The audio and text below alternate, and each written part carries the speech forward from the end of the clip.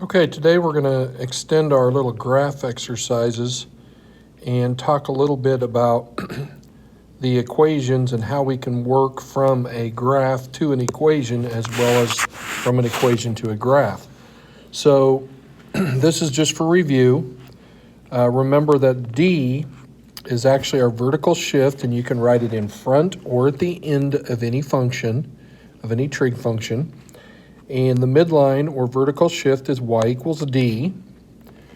The horizontal shift or phase shift is b. We must factor out k in order to get that. Our amplitude, of course, is a, and it's always the absolute value. It's always positive because it's the distance to the midline. Distance is always positive. And then our period is 2 pi over k. Now, you will see me write it as t equals 2 pi over k.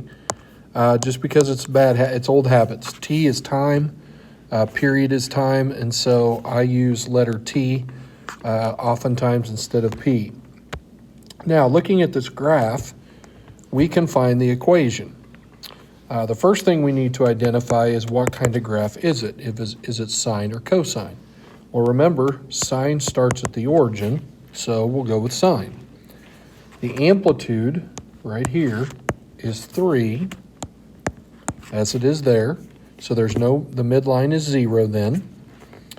And then we need to find the period. Well, the period is 0 to pi, so it's pi. Well, our period then is 2 pi over pi, which is 2. So this equation would be y equals 3 sine 2x. Midline is 0, so it would be plus 0. So we don't have to put that in there. This one, you can tell that it's a cosine because it starts on the axes. And it's 4 because it starts at positive 4. And the period is 2 pi. And 2 pi over 2 pi is 1. So we don't need to put anything in front of x. There's our equation. Okay? So there's a couple of easy ones. Now, let's look at something that's not as easy. Well, this graph has been moved down 1, and I'm going to put the midline in here. So y equal negative 1 is our midline. Now, we can put that at the beginning, or we can put it at the end. It doesn't matter. I'm going to put it at the end. And then we just do the same things we did before. What's the amplitude? Well, it looks like it's 0.5, or 1/2. Is this a sine or cosine? Well, now, instead of starting at the origin, it starts there and then goes up, which is still a sine then. So it's 1/2 sine something minus 1. Well, what's the period? Looks like it's 1 pi. So therefore our period is 2 pi over pi, which is 2. So there's our equation.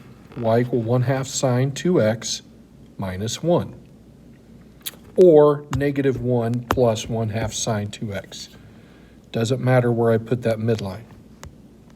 Okay, next one looks like the midline is negative 2. So we're going to go y equal, I'm going to put the minus 2 on the back side.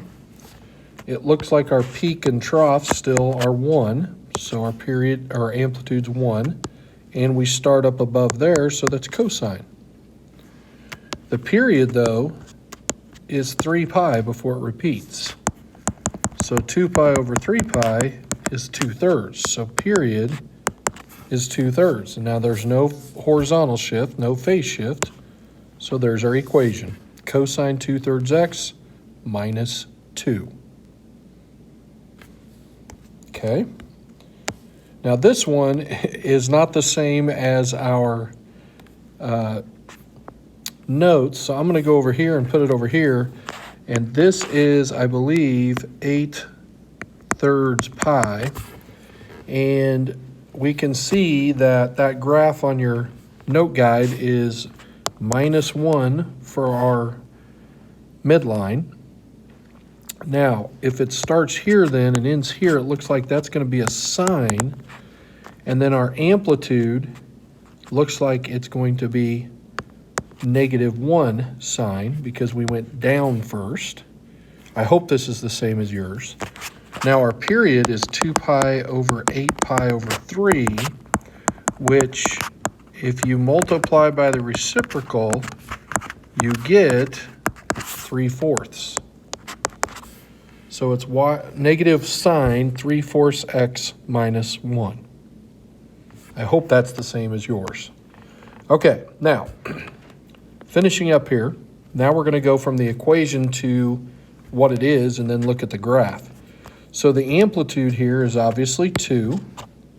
The period is 2 pi over that k, which is 2 pi over 1, which is just 2 pi.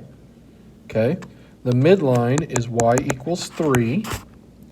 And the phase shift is negative pi over 4. So it's been shifted left. Remember, we're in parentheses, so it's the opposite. So you can see that this it's up 3. Okay, that makes sense. It's a sine, so it's going to start on the midline and y-axis. It's going to start right there. That's basically our new origin, but we're moving it left pi over 4. Well, there's pi over 4, so it makes sense. And then we have an amplitude of 2, which that's 2 right there. Okay, pretty cool. All right, now next one. Here the 1 is in front now, so our midline is y equal 1. Our amplitude's 3, but now look where the 2 is. We got to factor it out. So the period would be 2 pi over 2, which is pi. But the phase shift, we also have to divide pi over 3 by 2, which is the same thing as multiplying by a half. But we know from our unit circle, too, that half of pi over 3 is pi over 6. So our phase shift is pi over 6. And you can see that it's been moved over pi over 6. See that? And we know that this distance right here is 3. Oh, sorry. Here's our y equal 1.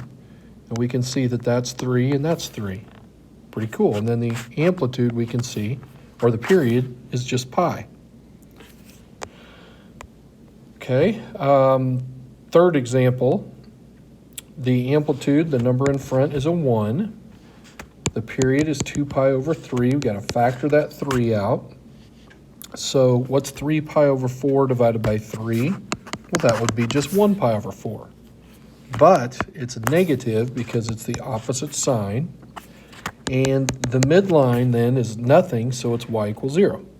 And here's the graph that matches that.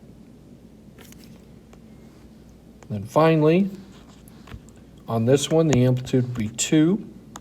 The period would be 2 pi over 1, which is 2 pi. The midline would be y equal 1, and the phase shift would be pi.